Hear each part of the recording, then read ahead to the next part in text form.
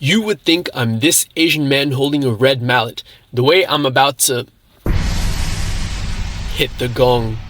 And look, they are different gongs, but we're moving with the same level of focus, and our audiences are both about to reach a state of enlightenment.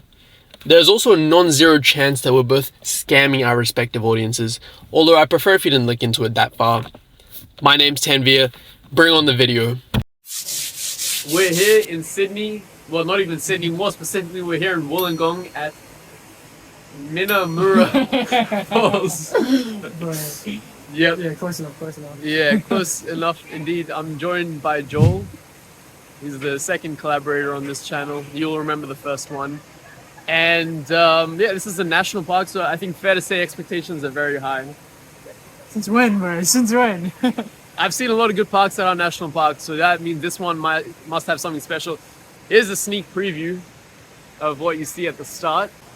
Not bad. Looking forward to seeing where this takes us. So we'll join back in about 20 minutes. Bye. Unfortunately, we've fallen victim to a heinous theft by the waterfall industry. Unimpressed by our commentary, they destroyed our microphones, leaving us only with the footage and shoddy phone audio. The only way we can win against Big Waterfall is if you like this video and subscribe. I'll give you a moment.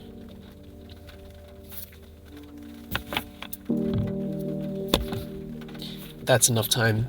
Together, we can make a difference. Alright. You join us here at the Waterfall of Dreams.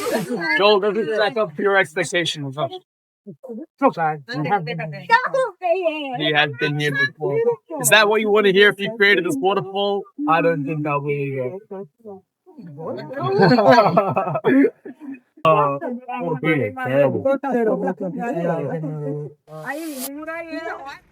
After that last gem of an observation from the great man, we set sail towards Wollongong Beach. Our first destination was a rock beach, where the water was as clear as day, although the rocks were quite painful to walk on, but still not half as painful as your first day back to work after a while. We then made our way over to the actual beach, but as fate would have it, it was actually too windy that day, so the beach was closed for swimming. Armed with nothing but a few footballs, we had to get creative.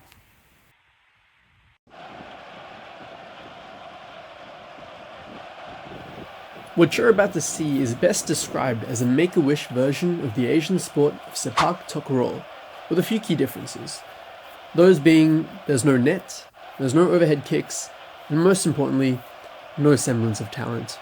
You're pretty much allowed one bounce to send the ball back to the other side. Now that we're all caught up, let the proceedings begin.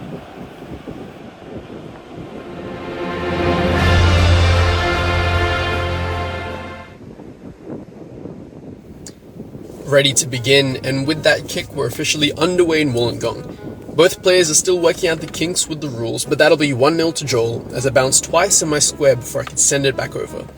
The dimensions of our courts are clearly marked out in the sand, serves are from behind the line, and first to 10 points wins the game. Now while I've only played a bit of social soccer here and there in my time, you'll quickly notice that Joel's actually not too shabby. You see, he played multiple years as a semi-pro goalkeeper in the Australian 2nd Division. It's not quite the league you'll see on TV. Frankly, he was probably closer to being featured on a reality dating show than an actual broadcasted A-League game.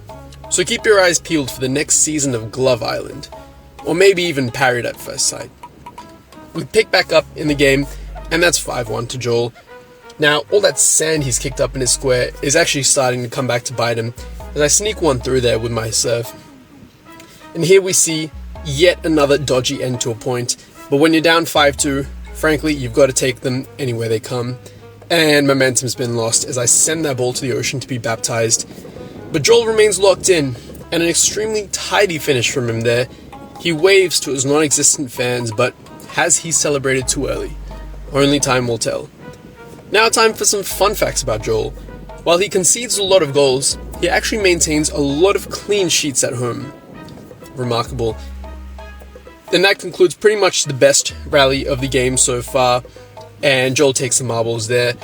So an 8-4 scorecard, and that kick is way too strong. And now with 9 points, it's officially match point for Joel. Team Tanvir putting everything on the line to stay alive here. Better late than never, I guess. Returning back to the fun facts, while Joel is usually in goals for 90 minutes, he typically only spends about 90 seconds in the box. More dodgy points for me in that sequence there. And now we're at 8-9. And that's probably one of my best. The scoreboard now reads 9-9. Winner of this point takes it all. Will the cream rise to the top? Will Joel show his skill? It's all over. Tanvir takes out the unlikeliest and least deserved of victories. If we're being honest, the surface is his real MVP. But it does beg the question, how good of a goalkeeper was Joel really? I mean, if the brother was capable of even saving a Microsoft Word file, he probably wouldn't be playing on the beach against me. Jamie, your thoughts? Leave the football before the football leaves you. The football's left him. Thanks, Jamie. And because the football's left him, we're now changing sports.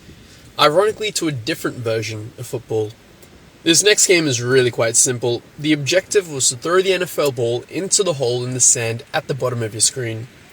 Here's some footage of us warming up, and that's already a bad omen if I've become the authority on throwing an NFL ball. The spot that I'm marking out here is where we'll be throwing from. When we're talking about treasure in the sand, they typically say that X marks the spot. And for many of you out there, your X marks the spot where your trust issues stem from. But that's none of my business. Throw number 1 here, and not a terrible start. Thanks, Joel. Yes, it does have to be on the full and land straight in the hole for it to count. Throw number 2, and we're getting a little further away from our target. Third time is not the charm, but as Joel would tell you, It's not easy though, eh? couldn't have put that better myself. It's not easy. And playing this game, I completely understand why I've never seen an NFL player throw at a hole into the ground. Not only does it not count for anything in game, but it's also nearly impossible to get it in. Hand over here, and we see Joel's first attempt. And it's not too shabby either. Almost makes you wonder if he would have performed better without my advice. The wind, bro. The wind was certainly a factor. Pretty stagnant form from Joel here, but dare I say he was actually throwing it better than I was. So what do I know? Another throw from Joel, and it lands a little too long. Last throw of the round, yet another handover. You'll notice that this time, I'm actually throwing even further away from the target. And that's because I thought things would get easier if I added some distance. Which is incidentally the same phrase that Joel heard from his ex. Allegedly. And that throw was so heinous that you can't see it in frame because we're still waiting for it to come back down. But all of our misfortune was about to change.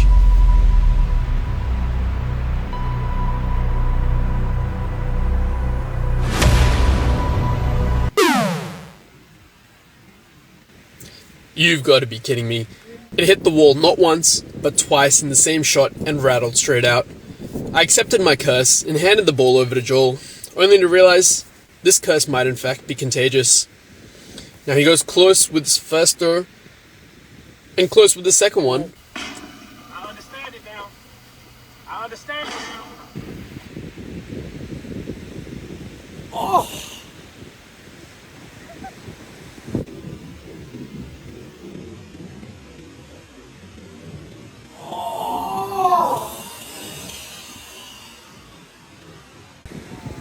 And you can hear the absolute agony in my voice there. Time to move on to another game. It's embarrassing. It's a disgrace. That's what it is, a disgrace. Whatever happens, happens, bro. That's what you want to hear from your players, isn't it? Welcome back to NFL Sunday. You join us in the final drive. It's late in the fourth quarter, 10 yards out from the end zone. A field goal is no good, only a touchdown wins it. The players are talking their last bit of strategy as they break from the huddle. It's first and goal. CD Lamington gets out of the blocks. Clean pocket. The ball is thrown. And he drops it cold. No flag on the play either. An incomplete pass is ruled by the referee. Second and goal. CD tracks left. Burns his man. And snatches it out of the air. Not a touchdown, but they do cut down the distance to the goal line. And this leads to the most pitiful chest bump that you'll ever see. 3rd and goal now, shorter distance, going for glory. Dak Prescott fires it up the middle, but the receiver can't come down with it, which means there's only time for one more play as Dallas uses its final timeout. The coach has seen enough. The quarterback will now line up as a receiver and vice versa. Joel receives the last of his unsolicited advice from Tanvir, and we line up for this crucial down. The entire game, entire season, entire video is on the line. Can they do it? The ball is snapped. George sickens, burns the DB, runs to the right corner. The QB fires it home. Touchdown! And the Wollongong crowd goes berserk from inside their own homes. I know for me as well, we all are inspired to be like. And as the sun sets in Wollongong, that puts an end to our video. Thank you very much for your time. I hope you've enjoyed watching. And do me a favor, please write down something in the comments that you've learned from today's video. I'll see you next time. Until then, take care.